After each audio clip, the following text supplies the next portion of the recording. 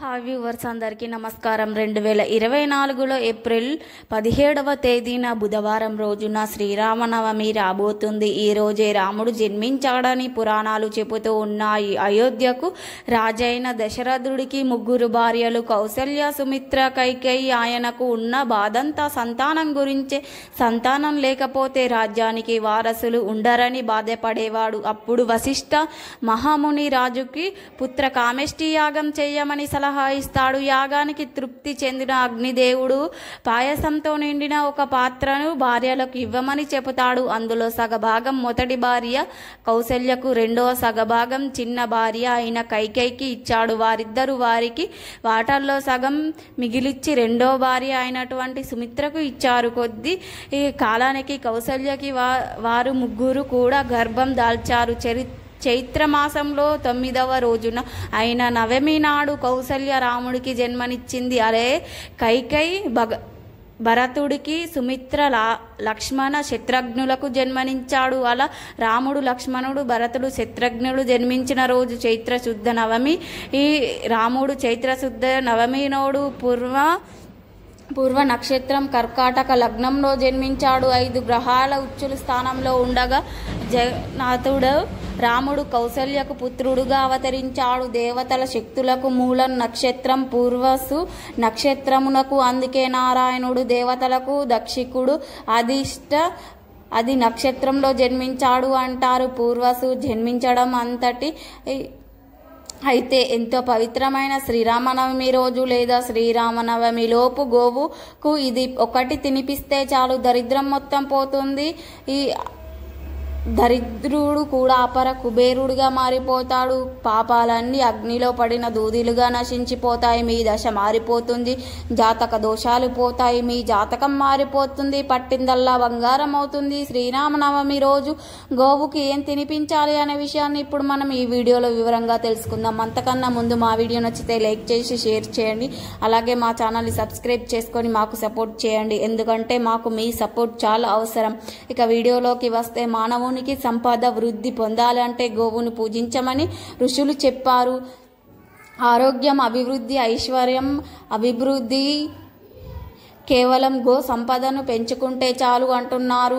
6 ఆరోగ్యాలతోనూ అష్టైశ్వర్యాలతోనూ ఉంటారనేది శాస్త్రవేత్త కూడా యుద్ధం అని చెబుతూ ఉన్నారు. అంతేకాదు మానవుడికి మనసు భగవంతుడి వైపు మళ్లించడానికి కూడా గో రక్షం ఎంతో మేలు చేస్తుంది. గోవు తల్లి పాలకు ప్రత్యామ్నాయం. పూజ కార్యక్రమాల్లో ఆవు పాలు అత్యంత శ్రేష్టమైనవి. ఆవు పేడ, ఆవు పాలు, పెరుగు, నెయ్యి ఇలా ఇవన్నీ అత్యంత పవిత్రమైనవి. గోదానం సర్వోన్నతమైన దానం. ఎవరైతే గోదానం చేస్తారో వారికి గోవు శరీరంలో ఎన్ని వేల రోమాలు ఉంటాయో అన్ని వేల సంవత్సరాల స్వర్గలోకం నివాసం ఉంటారని పురాణాలు చెబుతూ ఉన్నాయి. గృహ ప్రవేశం చేసేటప్పుడు గృహంలోకి గోవును తీసుకువెళ్ళటం ఆచారం. అంటే పరమాత్మను పూజించడమే. ప్రకృతి మానవుడికి పరస్పర పోషకాలు కనుక ప్రకృతిలో భాగమైన గోవును సంరక్షించడం మానవుడి కర్తవ్యమే. ఆవుకు పుట్టుక గురించి శతకపద బ్రహ్మాండంలో ఉంది.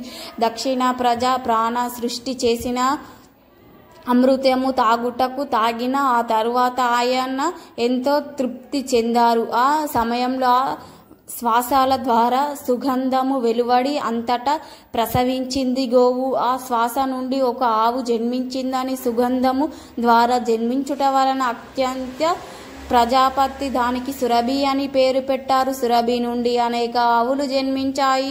అందుకనే సురభి గోవంశమునకు మాతగా చదివిగి పరిగణిస్తారు. ఒక గోవు తన జీవితకాలం సగటు 25,000 మంది ఆకలి తీరుస్తుందని చెబుతూ ఉన్నారు. ఆ రాజ్యంలో ఆచరణ పెరిగి ప్రజలు నశిస్తారని పెద్దలు చెప్పారు.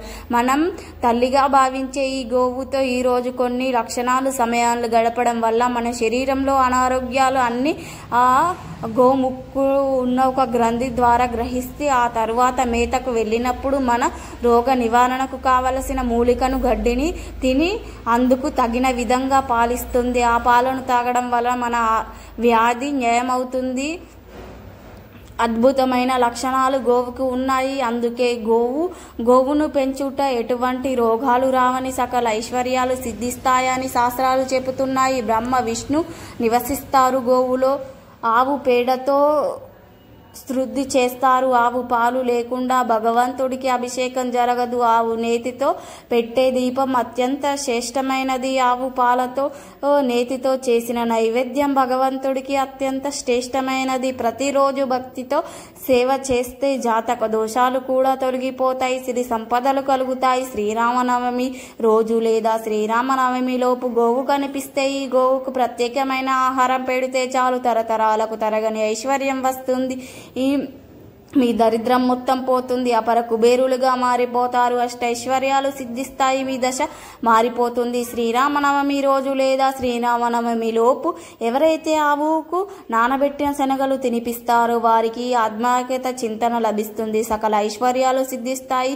దైవ చింతన పెరుగుతుంది. అలాగే ఈ రోజు శ్రీరామనవమి రోజు గోమాత కనిపిస్తే ఆ గోవుకు కొద్దిగా ఉప్పును ఏదైనా పదార్థాలతో కలిపి తినిపిస్తే దరిద్రం పోయి లక్ష్మీదేవి అనుగ్రహం కలుగుతుంది. ఎందుకంటే గోవుకు లక్ష్మీదేవి స్వరూపం. మీకు ఎవరైనా శత్రువులు ఉంటే ఈ రోజు గోమాతకు దోసకాయలను పెట్టాల్సి ఉంటుంది. దీనితో శత్రు నివారణ పోతుంది. ఈ శ్రీరామనవమి రోజు గోమాతకు బెండకాయలను తినిపిస్తే మనోధైర్యం పెరుగుతుంది. ఏ పని చేయడానికి అయినా సరే కావలసినంత ధైర్యం వస్తుంది. బాగా అప్పులు ఉన్నవారు శ్రీరామనవమి రోజు నానబెట్టిన కందులను గోమాతకు తినిపించాలి. దీనితో రుణం విముక్తి పొందుతారు. ఈ రోజున గోమాతకు పాలకూరను తినిపిస్తే ధనవంతులుగా మారిపోతారు. ఐశ్వర్య ప్రాప్తి కలుగుతుంది. గోమాతకు నానబెట్టిన మినుములను పెడితే ఆత్మవిశ్వాసం లభిస్తుంది. గోమాతకు అరటి పండ్లను తినిపిస్తే ఉన్నత పదవి పొందుతారు. వ్యాపారంలో అభివృద్ధి కోరుకునేవారు గోమాతకు క్యారెట్లను పెట్టాల్సి వస్తుంది. ఈ రోజున నరఘోష ఉన్నవారు గోమాతకు బంగాళదుంపలు తినిపించాల్సి ఉంటుంది. శ్రీరామనవమి రోజు తోటకూర బెల్లం కలిపి గోమాతకు పెట్టడం వలన మానసిక ప్రశాంతత పొందవచ్చు. నానబెట్టిన బబ్బర్లను గోమాతకు పెడితే ధన అభివృద్ధి జరుగుతుంది. శ్రీరామనవమి రోజు గోమాత కనిపిస్తే ఆ గోమాతకు నానబెట్టిన ఉలవలను పెడితే వృత్తిలో నిలకడ లభిస్తుంది. శ్రీరామనవమి రోజు లేదా శ్రీరామనవమి లోపు గోవు కనిపిస్తే ఆయా పదార్థాలను భక్తి శ్రద్ధలతో ఆవుకు సమర్పించుకుంటే మీకు ఉన్న సమస్యలన్నీ సులభంగా పోతాయి. తరతరాలకు తరగని ఐశ్వర్యం వస్తుంది. డబ్బు వరదలా వచ్చి పడుతుంది. మీ దశ మారిపోతుంది. దరిద్రం వదిలిపోతుంది. కనుక శ్రీరామనవమి రోజు అందరూ గోవుకు ఆహార పదార్థాలను పెట్టి శుభ ఫలితాలను పొందండి. ఈ వీడియో నచ్చితే లైక్ చేసి షేర్ చేయండి. అలాగే మా ఛానల్ని సబ్స్క్రైబ్ చేసుకోండి. మీ అందరికీ ధన్యవాదములు.